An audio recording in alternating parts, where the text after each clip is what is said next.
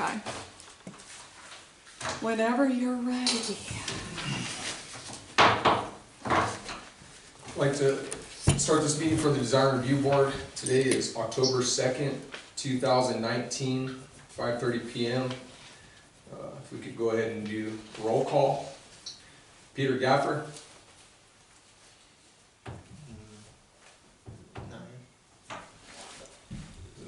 Is he there?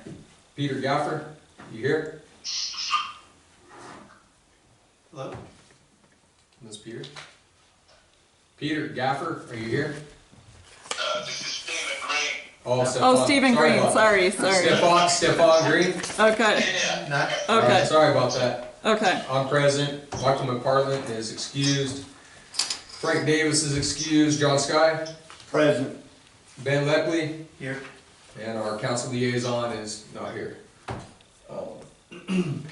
The staff would like to inform all applicants that all applications on the Design Review Board agenda require a building permit or a sign permit. The Design Review Board approval does not necessarily reflect the views and policies.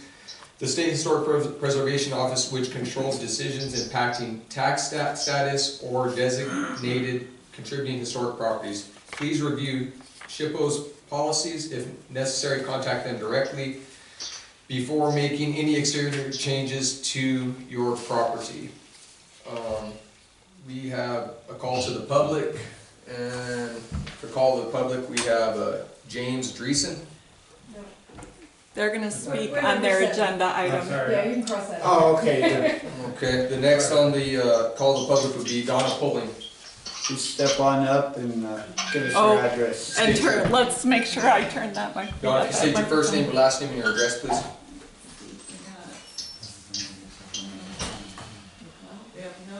There we go. Oh. I have a low battery.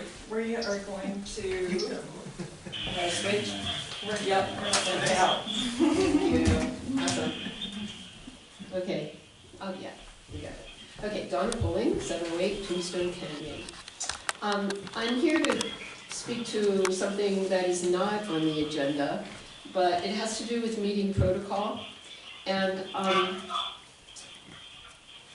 I sit on another commission for the city, and there is a packet of information that is sent out to every commission member when you become a member of a commission, and it outlines etiquette and protocol, as well as open meeting law and parliamentary procedures.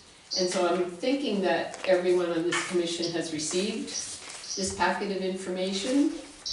And so I'm hoping that you'll have an opportunity to take the time to read it and implement the policies that are recommended for proper meeting protocol. Especially, there's one section here called the Riggins rules, suggested do's and don'ts. And they're quite, there's like 39 comments regarding asking to be recognized by the chair before speaking, having informed information to deliver and not personal opinion. So I'm just asking that perhaps maybe the commission can look over these suggested protocols and procedures for the conduct of this commission's meetings. Thank you. Thank you, Donna.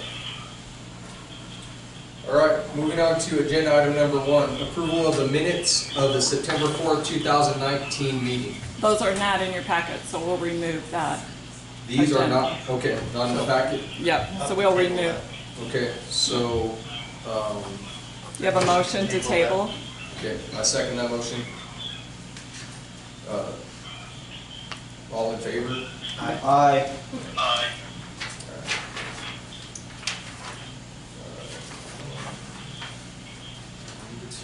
Agenda item number 2, the review by the board. This was an administrative approval, application 1931, Bisbee Residential Historic District, non-contributing property number 193, located at 903 Tombstone Canyon. Applicant Phil Bino and Lori Ganell. On June 5th, 2019, the application was approved as submitted by DRB unanimously. On September 5th, 2019, Mr. Sean Hicks, the representative, asked for administrative approval for board and batten siding. Mr. Coleman approved. Pursuant to Bisbee Zoning Code Article 3.52A, the property owner is required to obtain approval from the DRB prior to the change of any building's exterior features. Okay, so I remember this one, the shiplap siding, or the teardrop siding was not available, so he had to ask permission. He wanted to get administrative approval for board and batten, and Joe wouldn't give it, but he put it up anyways. And then he came here and said, do you guys approve? And we're like, yeah.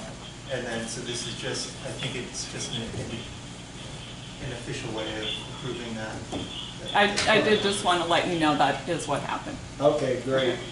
I don't see anything wrong with this. Do you guys have any more questions about it? Then I'll make a motion to approve application 19-31 as represented. In the photograph. Yeah, the board and batten siding Board and batten. as represented in the photograph. I second to approve that. all in favor? Aye. Aye. Aye. Unanimously passed.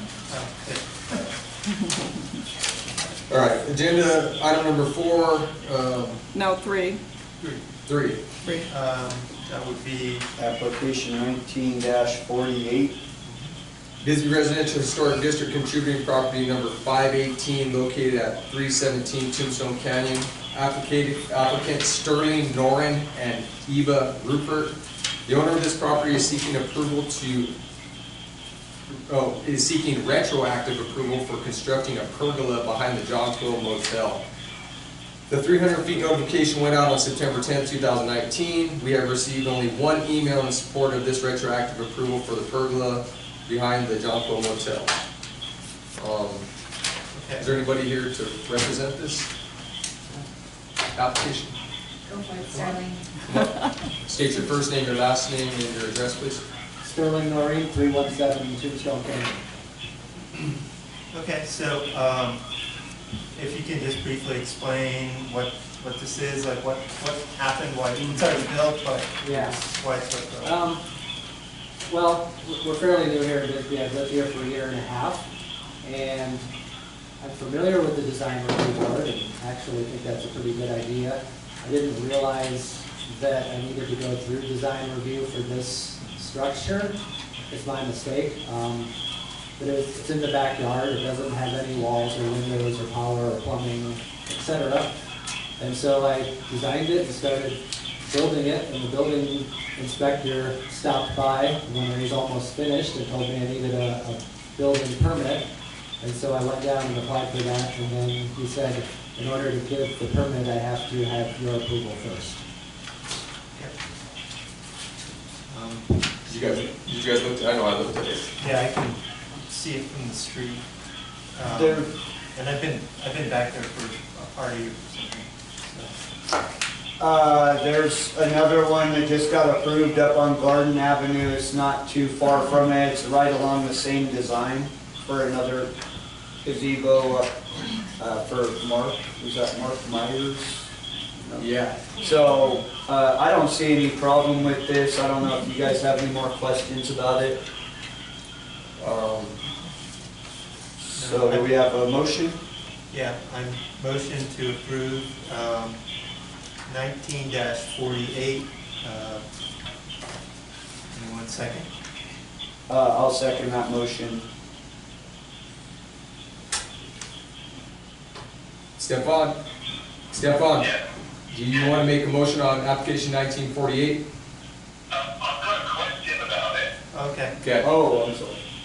The question is that when I went by and looked a couple of weeks ago, actually, this was up on last month's agenda anyway, there's another structure there that's very similarly finished to the pergola, and it's kind of like a big barrel-shaped thing. I wonder what that structure was. That's a barrel sauna.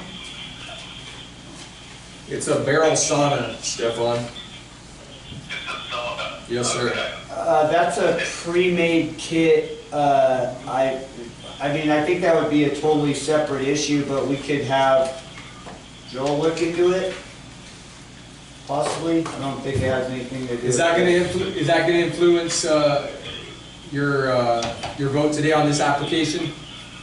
Stefan? Not at all. That was just a question I'm raising because it looks to me like a fixed structure there. So, is it a fixed structure or temporary or The sauna or the pergola? the sauna?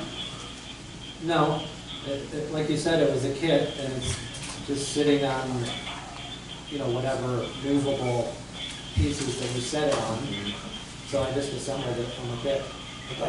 As far as I could, the sauna doesn't have anything to do with this application. That would be a totally separate issue. So if we could just move on with this, the application about the 1948. pergola, that would be, I think that would be what we need to do. So, Stefan, do you understand the application 1948, what you're voting on? Yes, I do. And I'm willing to say aye to the application for the pergola. Okay, well, let's see. Let's go through this again. I would like to approve 19-48 as is. I'll second that motion to approve 1948. Stefan? Yeah.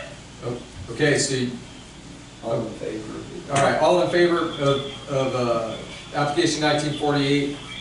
Aye. Aye. Okay, application passes. Unanimous. Thank you. Thank you. Thank you, sir.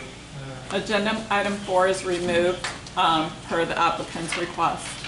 Okay, and then, my application or agenda is also not gonna be able to go through. So moving on to agenda item number 6, application 1953. Bisbee Residential Historic District contributing property number 751 is located at 112 Quality Hill. The applicant is Richard and Douglas Graham, sorry.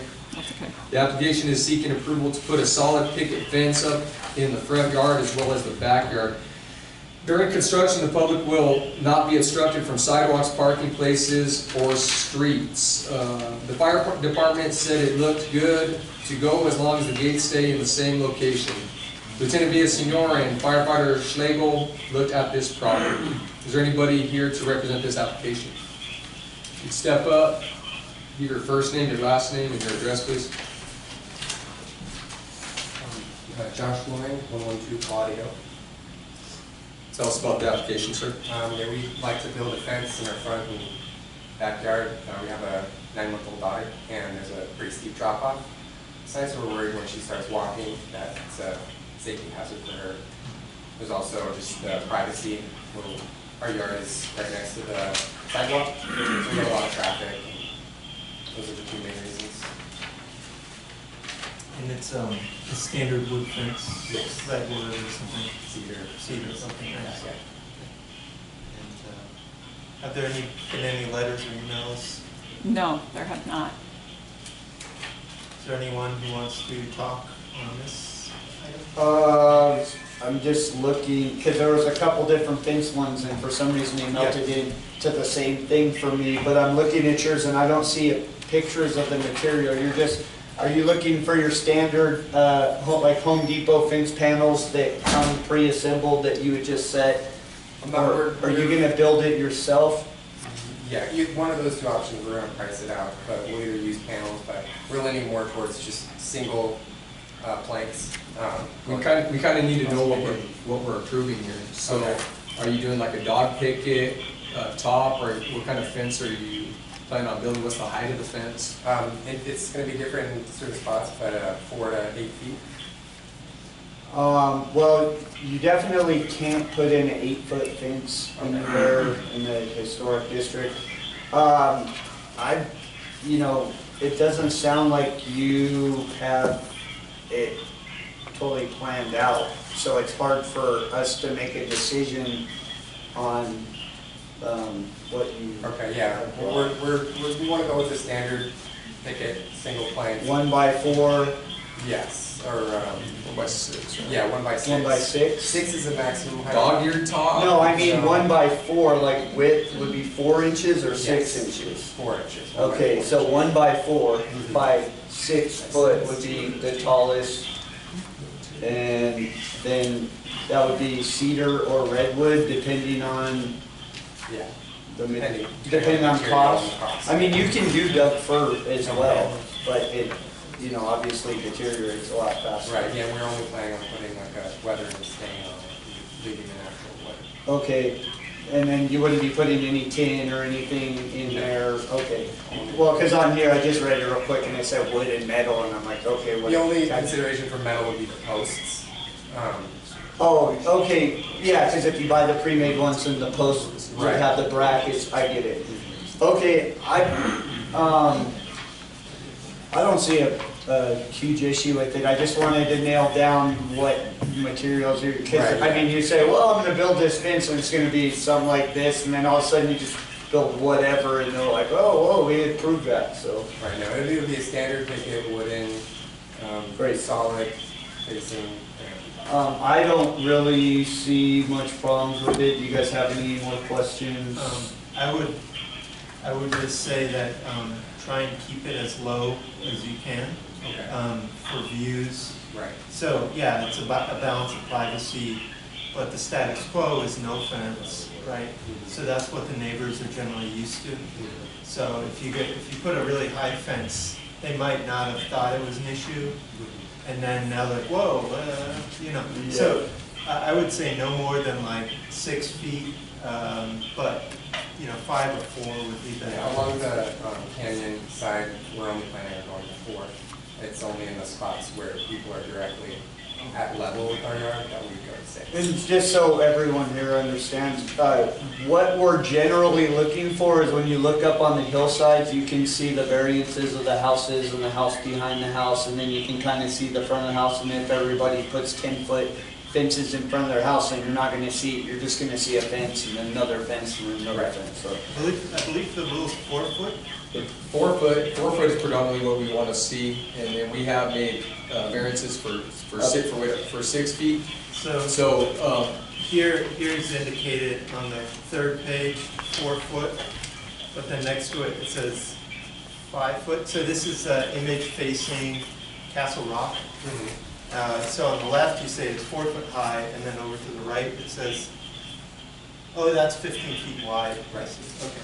So, yeah, I would say, if you can keep it under 4 feet or under, I think we'll be good. Okay. Is that going to be a problem when you go to build this, though? That's what I want to know. I don't want to approve an application where you're going to have a problem with your build. So because you went from 4 feet to 8 feet. Right. No, the height is really adjustable. So you can keep the fence at 4 feet? Yeah, except for the spots where we have a gate. Okay. That might be easier to design a gate that's fine. But on the other spots, we can do 4 feet. And then I'm curious of the tops of the fence. What kind of? So I could give you the exact. Is it like a dog ear or? Yes, yes. So the 3. But that's a dog ear. Yes. Okay. The only spot where it would make sense for us to have a 6-foot fence would be on the narrow sidewalks, the side going up not facing the canyon, but on the other side of our yard. There's a sidewalk that comes down right along our front, and that spot could be 6. Just because as people are walking by, 4 feet is going to, Yeah, I think that's reasonable, because you're saying that people walk along the top side of it, so really it would seem like a 4-foot fence when you're up there, but bigger inside the yard. Yes, yes. I don't see any problem with that. I know that we do approve 6-foot fences here and there, so that, if there's any other questions about that. Let's go for a vote here. Stefan, do you have any? Do you have anything to say, No, sir? I think that's reasonable what the applicant has just said, so I'm okay with that. Didn't mean to forget about you, buddy. You're over there on the phone. I can't see you. That's okay. All right. You guys want to make a motion? Okay. I'll make a motion to approve, this is 19-53. 1953, so that most of the majority of the panels are 4 foot high, except for directly along the fence in that one area near the sidewalk where you can see over, and that the top is dog ear or something similar, and that it's a natural stain, and yeah. I'll second that motion. All in favor? Aye. Motion passes. Unanimous. Yes. All right. I'm sorry, I missed the second. I second. Thank you, Just got a John. second. Thank you, John. Okay, agenda item number 7, application 1954. This is in the Bisbee Historic Residential District, contributing property number 254, located at 422 Garden Avenue. Applicant is James Dreesen. The application is seeking approval to replace an old wooden 6-foot fence with a new wooden 6-foot fence. New fence will be redwood, same height and length in the same place that the old one was. Is there anybody here to represent this application? If you'd step up, please state your first name, last name, and your address, please. I'm Jim Dreesen, 422 Garden Avenue. I'm Bisbee. Talk about your application, sir. Well, it's pretty simple. We have a very dilapidated old 6-foot fence made up of, I've got some pictures of what it looks like. And it's on the verge of collapse.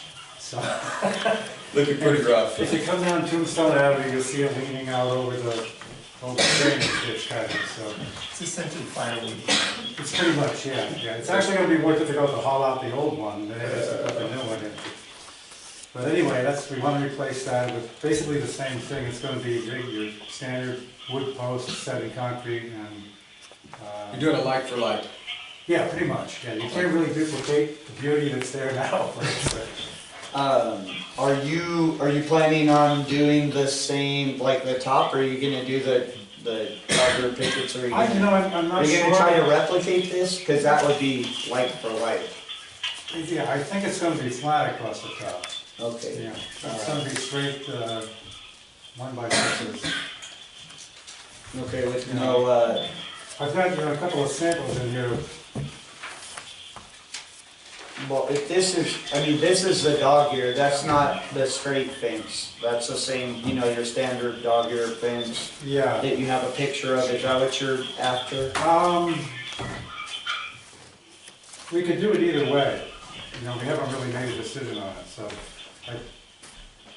My impression was that we would be doing it with just the straight across the top. Yeah, but do you want to buy these pre-made from No. the store? You're it's gonna make be them built from yourself? scratch. No, I'm not, there's a contractor. Oh, okay. Right. So whether or not he wants to put the detail on the top or not, that's... But that would be up to him, or if you had a preference here, I could do either way. The existing fence is straight across. Yeah, well, it has like a bunch of stuff built up on the top of it. I don't know, that's why I was asking if that's what you're trying to put back there. Sort of, yeah. Generally, it's a good idea for us to have a good idea about what we're voting on. So that's the reason why we're just asking you about the construction and the materials of the fence. So Right.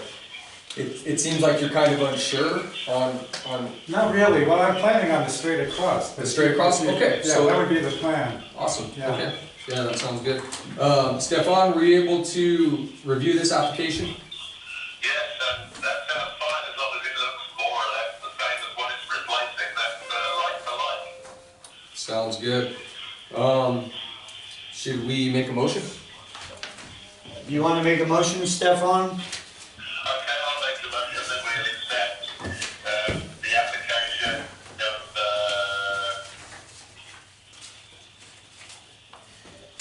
1954. 3. No, that's 4. What was it, 4? As submitted,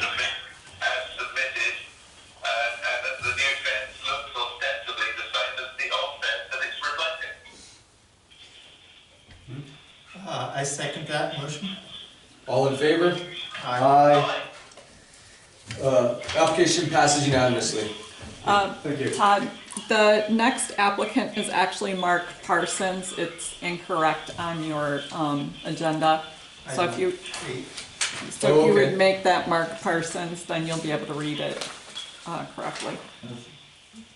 Thank you, Teresa. You're welcome. The other 9. Okay, Oh, no. Agenda This is 8. Agenda item 8, 1955. I don't know if I have that. It's item 8. I don't. do you have I'm familiar with it, go ahead and look at that. All right.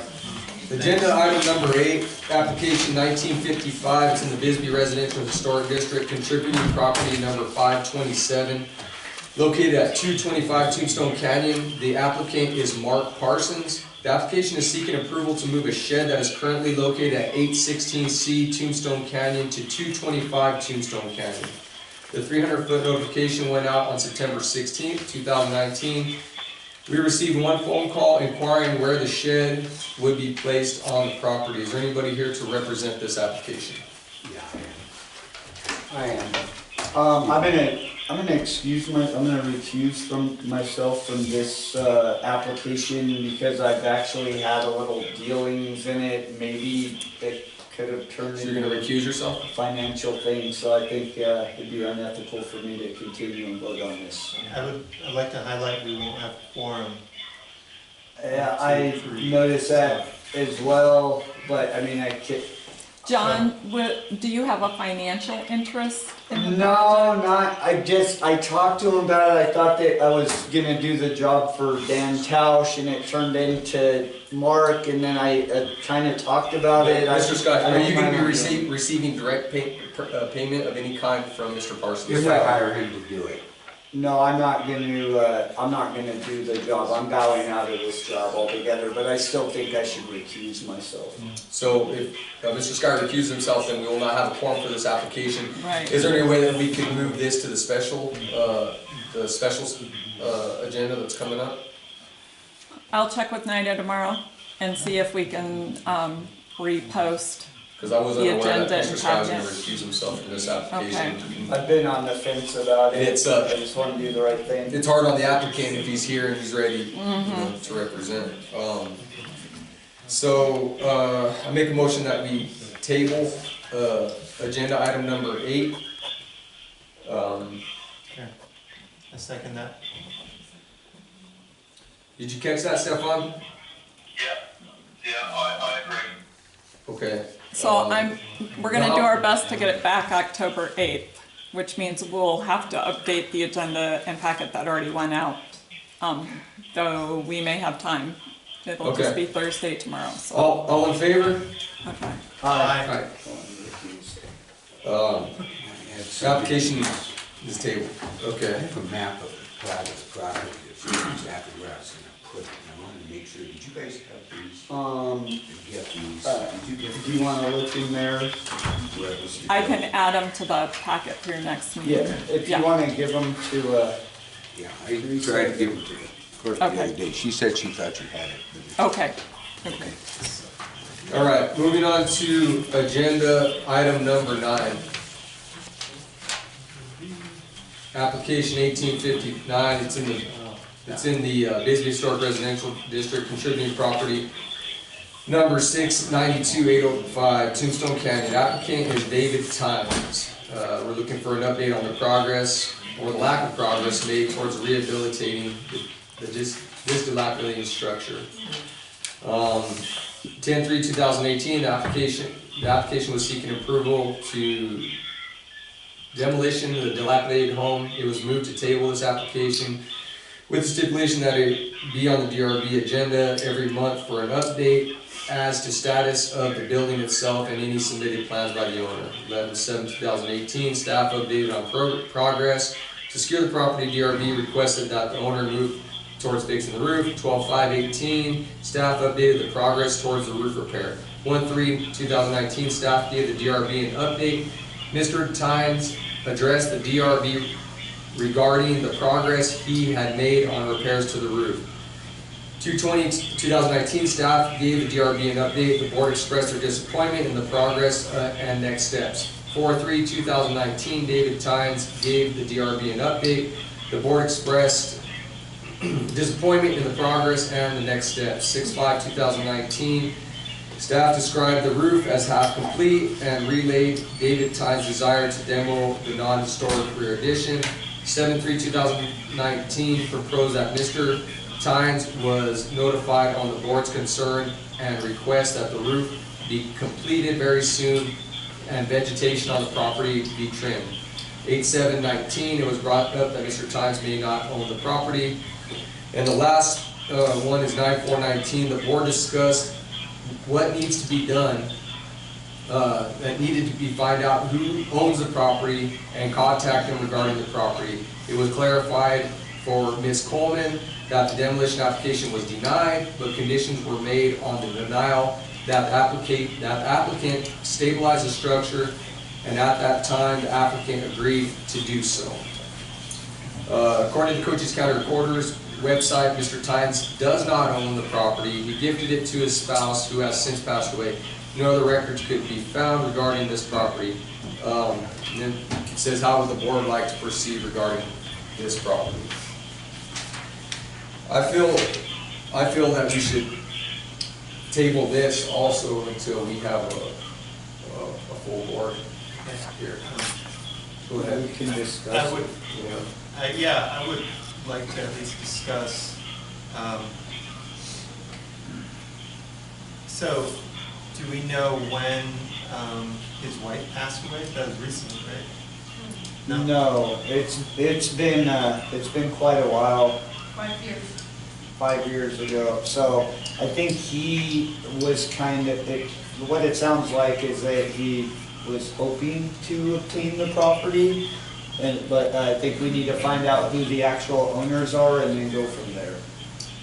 Who can look into who owns it? I'm sorry.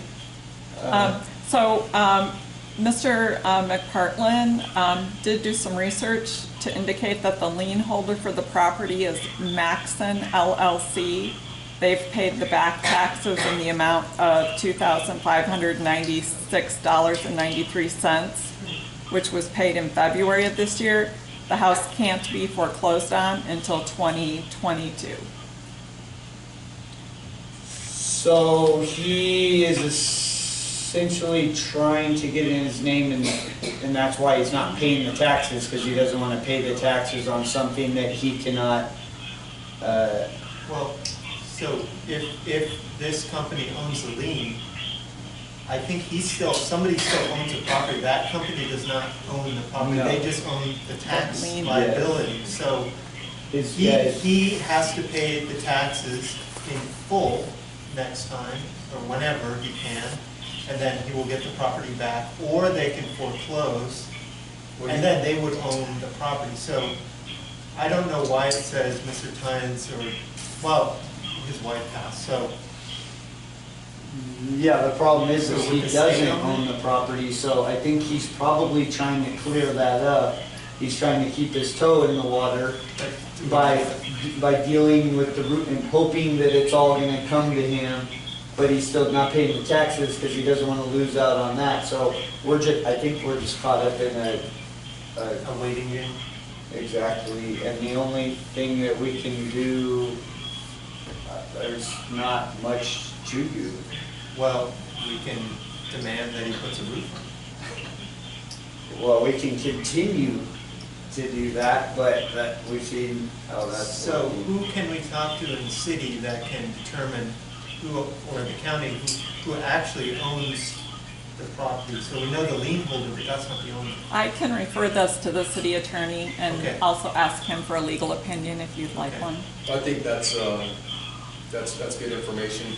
Due to this application, it's already been a year to the day almost, and we're just running in circles on this. The city wanted to demolish this building. The board is fighting it, we can only fight it for so long. So if we could get at least some direction of where we should go, because obviously Mr. Tynes isn't keeping his end of the bargain on this. Yeah, and I looked at the property earlier this week, and there was a blue tarp on the north side of the house where the roof is incomplete, and that blue tarp is now degraded from the UV, so that's not working anymore.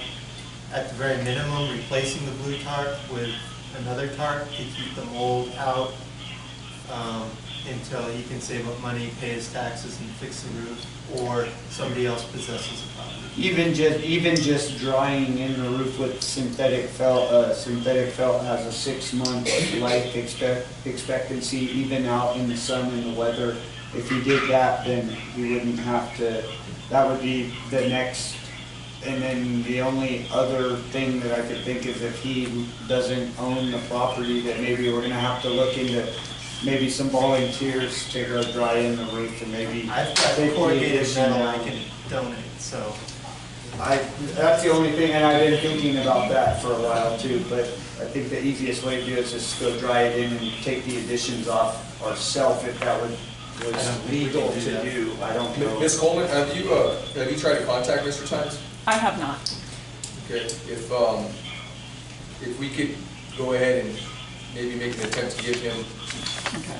contact him again, so that way, at least for our next, meeting, that way we could have some feedback from him. Okay. Can I come in here? Yes. Just my thoughts on this is the fact that nobody lives there and nobody seems to be really maintaining the property.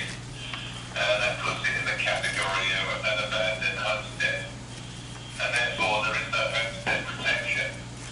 And therefore whoever owns it is liable to lose it under state control. It's just one of those things, you know, a lot of people walked away from properties in the Great Depression. They still own them, they didn't pay the taxes, and something has to be done about it, and that's where the state can come in. So I think we need some legal advice from the city attorney on to whether this is really an abandoned homestead.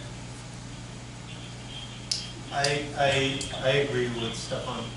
Well, there's definitely someone that's interested in the home, but I don't think they're interested in spending a lot of money unless they actually get title on the home. That's what my feeling is on it. Yeah, that's my feeling too, and I think, you know, if they were to move in and live in there and fix it up, like lots of properties have been, people are living there and they're fixing them up. Down in the Warren district, look at what's happening down there, and that's a great thing to be happening. But owning property and not maintaining it, especially in a historic district, is a big no-no. Okay, is there any more discussion on, agenda item number 9? So I motion we ask Teresa Coleman to get some city legal advice on ownership and responsibilities of this property. I'll second that. All in favor? Aye. Aye. Passes unanimously. Agenda item number 10, discussion and possible approval of firewise street signs.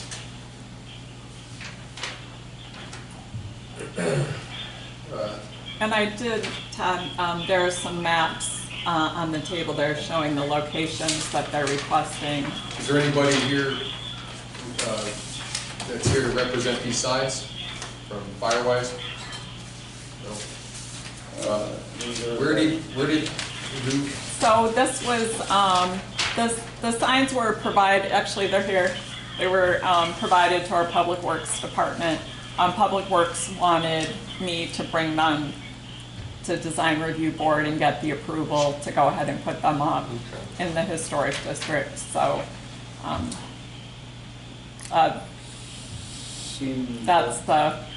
that's the request. They've requested a location up towards where the 80 comes in and hooks up with Tombstone, and then one very close to, like, in front of the Lyric Theater. So to have a sign at each end of the canyon. I motion to approve the Firewise sign placement in Old Bisbee without any change. Well, should we have some discussion about it? After you, if you make and second the motion, then you can discuss. Yeah. Run second. Well, we have Stefan. Do you have any feedback on these the Firewise sign? The only comment I would make is that the Firewise sign that I see there is quite contemporary in its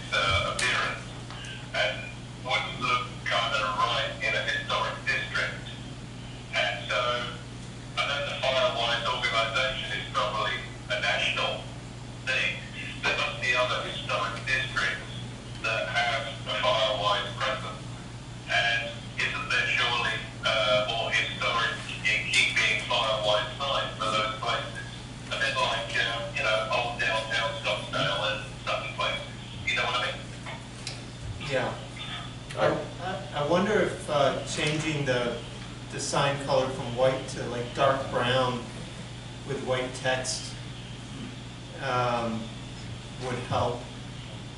Stefan? Well, what I see looks like it's probably something that's produced on a large scale for national use.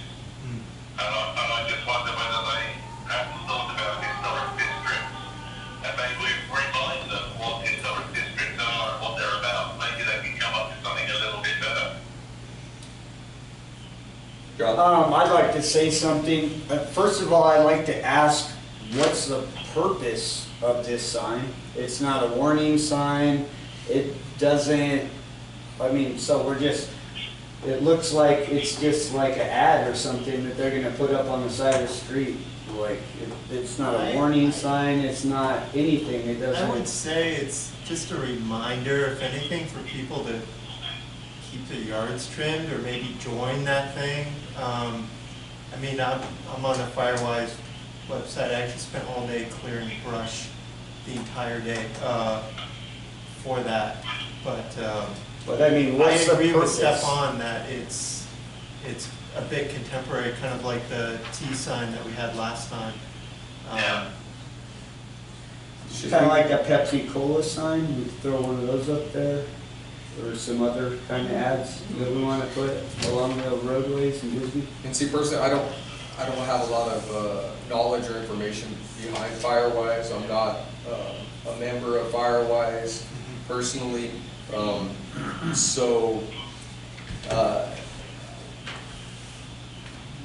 You guys want to table this, or you guys want to bring it up for a vote? I'm a supporter of Firewise, but and I wouldn't want to hinder it in any way, just because of the fires that we've seen. It's on Star Canyon and that area. Like, I just think awareness, just to keep your yards clean, and actually the website flyers are amazing. So here, let's go back to Bisbee for fun hashtag. No one likes that on the chair because the guy is. But John, you're getting But off it's the topic. same type of situation, and this sign is the same thing. I don't think it's the same kind of situation at all, because the city backs this, and it's with public money and it's a grant. So I think it's totally different than a totally private organization. Can I come in here and ask where these signs are going to be placed? Are they going to be placed on the city limit, or are they going to be placed within the city limit? Is this okay? So there's one on Tombstone Canyon North when you get on or Tombstone Canyon West, approaching kind of the on-ramp, and then there's another one on Naco Road, kind of by Three's Noodle, and that's it, right? Just those two? Yep. Yeah, so it's basically going into Old Bisbee and leaving Old Bisbee. So it's not like they're going to be the neighborhood watch signs, which are like on every street. This is like just twice in Old Bisbee as you're coming and going. So if this was, say, 20 feet by 30 feet, and there was one coming into town and one out of town, that would be a billboard, right? So this is just essentially a smaller billboard. That's the way I look at this. Well, Go ahead, Stefan. If I can come in here again? Yes, sir. Are these going to be placed like where the Rotary Club signs are as you come in and leave the city? Is that it? It's going to be whenever you're coming into Old Bisbee, where the mining cars are at, where they have the lights, with the they have the big globes on them. Right before you get to Grassy Park, you want to put one there. It looks like. But I do agree with Stefan that they just look too modern for the district. I would say I agree with Stefan. He makes an interesting point in that a lot of smaller towns have these when you're entering the town, they have this collection of signs like Rotary and Boy Scouts and like all this stuff in one place so as to not have this like clutter of signs. And when you're coming into Bisbee on 80 going down the hill after the tunnel, there's like National Historic Designation sign. This might be good for having them all in one place, right? Okay, so, Like clustering all these signs so they're all kind of in the same area or on the same kind of, I guess, neighborhood or city organization cluster. I don't know what you call those. There must be a name for those. David Mayor? Smith, do you want to? step up. I certainly didn't come to speak, but let me clarify what Firewise is. First of all, it's a nonprofit, it's a 501c3 nonprofit that has written a federal grant and has received a grant for abatement of fire materials in Old Bisbee. So this benefits directly the historic district and not the rest of Bisbee. It's not for Warren, it's not for San Jose. And what this does is they are going in and cutting back or removing vegetation at a prescribed width as prescribed by the Arizona Department of Forestry. And this is being done, it's required that every property owner pays 10% of it, and they are paying for it themselves, they're raising money, so that right now to begin 155 property owners are getting this done free. And this is a national organization. There's another Firewise group on the other side of the tunnel in Banning Creek, as an example. And so this is supported by the city, and I think Public Works actually has brought this to you as more of a courtesy than anything. And the signs are, I believe, the standard signs throughout Firewise. And they're asking to put 2 of them up. If they were to go with the Rotary, and as you're talking about, that really designates all of Bisbee. And this is not all of Bisbee. This is Firewise, Old Bisbee. So I don't know if that helps with clarification. Mayor, I have a question. Did Public Works, did they design the sign, or is that just a generic logo? It's a generic logo. It is a generic logo. Can I get this straight? If we deny this sign today, it's going up anyways? I didn't say that. Well, you said that it was just a courtesy to the design review board, Right. that the city wants to put them up. So that's what I'm just I had asking. no idea. If we deny this, if it's going up anyways? That wasn't the veil, correct? Okay. No, I'm just asking a simple question. Mayor, I think, I'm just indicating how it got to you. Okay. That's all. are you done, Mr. Scott? I have a question. So is there any way, because I think we're looking more at aesthetics of the sign, because I think that the concept is good. If you choose to be a member, then of course it can benefit our community. Old Bisbee, for right now. That's what you're saying, right? Only Old Bisbee. But what I think Stefan is asking, and I think I'm asking also, is there any way to make the sign more fitting for the historic district? I don't know the answer. I don't know the answer. I'm not. Who could get us that answer, Mayor? Firewise, Al Anderson, Ann Carl, or Danielle Beauchevet. So I think it would be fair, Wicked Limits, there's places that do logos and stuff like that. If it would be okay without infringing on the patent or copyright of the sign, if we could get something that's more that, I understand. you know what I'm saying, that fits in better. I totally understand. Yeah. My only purpose is, I'm not advocating, my only purpose being here is to let you know, you didn't know what Firewise was. I'm just trying to explain. Oh, no, this is what Firewise We're fully is. aware of Firewise. We've been talking about Firewise So, and having people. if it's appropriate, my suggestion Yes, sir. would be to table it until you find out from Firewise if there are other types of signs that could be used. Mayor, I tried to get to tabling about 3 times. Thank you. All right, I'd like, John, Mr. Scott, go ahead. can we take it, or like? If I remember right, Here, come up to the mic. it's about two words. If you could state your, Not even supposed to be listening. My name is Doris Turner, and all I need to say is at the council meeting last night, I believe a kind of a pitch was made that Firewise is trying to get members in Warren and eventually in San Jose. So Ben's sign as one collage might well work. thank you, thank you. I would like to make a motion to table agenda item number 10 for future discussion. Um, All in favor? Aye. Aye. Motion passes.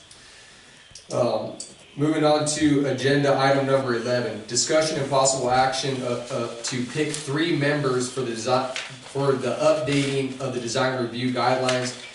They do not want to pick 3 members until they have a full attendance. I think we should table this also because obviously we don't have a full board tonight. So I would like to make a motion to table agenda item number 11. I'll second that motion. All in favor? Aye. Motion passes unanimously. Agenda item number 12, discussion and review regarding the 1980 designation compared to current street addressing. Teresa Coleman.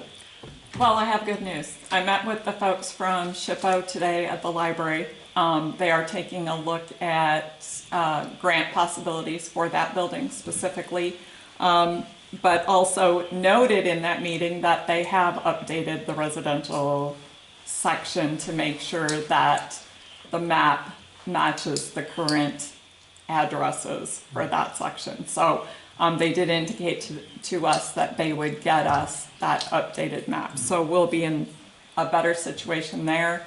And then we can work with the county on the commercial historic district to make sure that we have the addresses, current addresses lining up with the properties. So for example, when Jackie was here regarding her pastry shop and indicated that the address was 91, in the original historic district survey, it's numbered 93. So there is still some confusion in that area too. I believe we can work with the county to help us clarify those property addresses as well. Okay. So what I thought was a huge problem, it actually turns out other folks are working on it for us. Great. Okay, so we're going to still be receiving more information in the future on it, or? As soon as they have those updated, they'll provide them to us so that we can use the updated address reference maps for the 2 historic districts. Okay. Okay. Right. So I'd like to make a motion to approve agenda item number 12 as submitted. A second that. All in favor? Aye. Agenda item passes, motion passes. Agenda item number 13, discussion and possible action to place the below at the beginning of the agenda and not at each application. Per Article 3.5.3, the DRB shall determine if the proposed construction is consistent with A, Bisbee Historic District guidelines, B, the Secretary of the Interior standards for the treatment of historic properties, C, the Secretary of the Interior standard for rehabilitation. So right now that's placed after every agenda item, and the suggestion is that we put that at the beginning of your agenda to cover everything. I would like to make a motion to approve agenda item number 13 as submitted. A second that. All in favor? Aye. Motion passes Unanimously. unanimously. Staff comments, future agenda, item suggestions. Board members may suggest topics for future meetings, agendas, but board will not hear, discuss, deliberate, or take any action on these topics. So I do have one additional piece of information from the meeting with SHPO today, and that is that they do have staff designated to assist with design review guidelines and updates to city code to assist design review boards. If you would be interested in them providing us with kind of a rework that we can then evaluate, that might save your board members, quite a bit of time if you're willing to proceed, and I can put that on an agenda for a future meeting for you.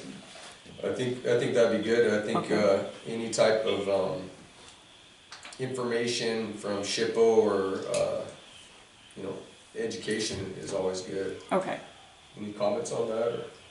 I agree. okay, so I will put it on the agenda for a future. Did you catch that, Stefan? Yeah, I agree, yeah. The more information we have, the better. Okay, And I think the next thing would be the same type of thing where it'd be nice if everyone was together to vote on stuff like that. right, I'll put That's it on the pretty important. future. I think that's Mr. Sky brings up a good point that we're on this board voluntarily. I understand if people can't make it because of extreme emergencies, but absences that are just going on and on and on. Maybe there's a lot of applicants that are looking to get onto this board that are very serious about it. So it puts us, it makes our board weak, I would say, whenever we don't have a full board. So I'd just like to note that.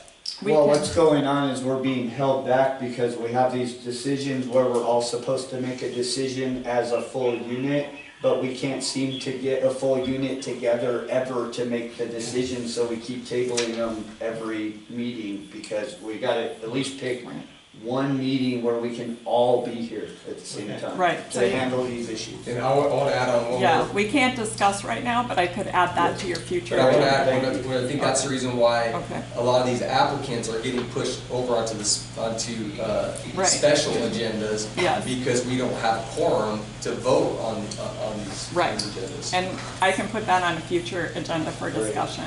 Thank you. Did you have something to say, Mr. Lepke? No? Last thing is motion to adjourn. I'll second that motion. All in favor? Aye. Aye. Meeting adjourned.